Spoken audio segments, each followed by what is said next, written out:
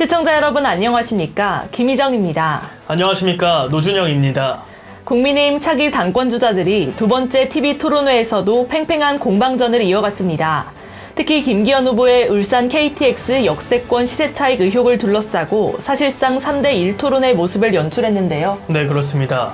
천하람 후보는 김 후보를 두고 울산 이재명 아니냐는 얘기까지 나온다며 정확한 매도 호가를 알려주면 저희 천하용인팀에서 SPC를 설립해 매입한 후 당에 헌납하는 방안을 검토하겠다고 포문을 열었습니다.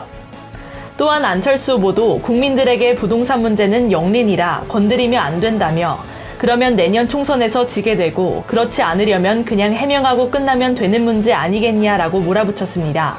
이에 대해 김 후보는 명확히 규명해 누가 진실인지 밝히자며 조금이라도 개입한 불법이 있으면 저는 모든 책임을 지고 정치 생명을 걸겠다고 강하게 반발했습니다. 이 시각 주요 뉴스입니다. 김기현 후보가 20일 국민의힘 당대표 후보 토론회에서 윤석열 대통령의 뉴욕 순방에서 논란이 된 바이든 난리면을 언급하자 이준석 국민의힘 전 대표는 내부 총질 수준을 넘어 수류탄 핀을 뽑고 땅바닥에 떨어뜨리는 중이라고 밝혔습니다. 한편 김기현 후보의 발언에 천하람 후보는 당시 여러 상황이나 대통령실 홍보수석이 한 발언 등을 종합할 때 저는 바이든으로 보는 게 합리적이라고 본다고 주장했습니다. 윤석열 대통령이 대장동 개발 특혜 의혹과 성남FC 후원금 의혹 등으로 구속영장이 청구된 이재명 더불어민주당 대표의 체포동의 요구서를 제거했습니다. 이 대표에 대한 체포동의안은 오는 24일 국회 본회의 보고를 거쳐 27일 본회의에서 표결이 이뤄질 예정입니다. 금융당국이 다음 달부터 취약계층의 원리금 감면을 늘리는 긴급 금융구조를 시행할 예정입니다. 금융권에 따르면 금융위원회는 저신용 청년층을 대상으로 기존 약정이자를 30에서 50% 줄여주는 신속 채무조정 특례 프로그램을 3월부터 전 연령으로 확대할 방침입니다. 대한항공이 항공 마일리지 개편안을 전반적으로 개선하겠다는 입장을 내놓으며 오는 4월로 예정된 개편이 사실상 무산됐습니다. 대한항공은 입장문을 내고 마일리지와 관련해 현재 제기되는 고객들의 의견을 수렴해 전반적인 개선 대책을 심중히 검토 중이라고 밝혔습니다. 작년 12월 5명이 사망하는 등 총 61명의 사상자가 발생한 제2경인고속도로 방음터널 화재 사고가 불이 난 직후 초등 대응이 제대로 이뤄지지 않아 피해가 커진 인재사고인 것으로 드러났습니다.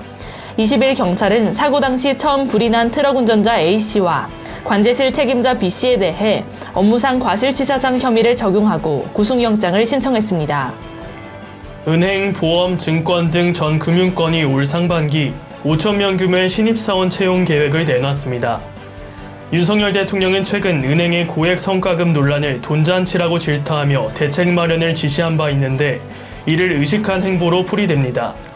튀르키예와 시리아에서 강진이 발생해 4만 7천여 명이 사망한 지 2주일 만에 규모 6.3의 지진이 또다시 발생했습니다.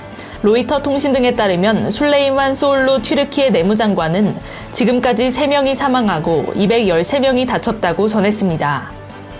서울시는 서울광장에 설치된 이태원 참사 합동 분향소와 관련해 유가족 측에 재차 대화를 요청했습니다.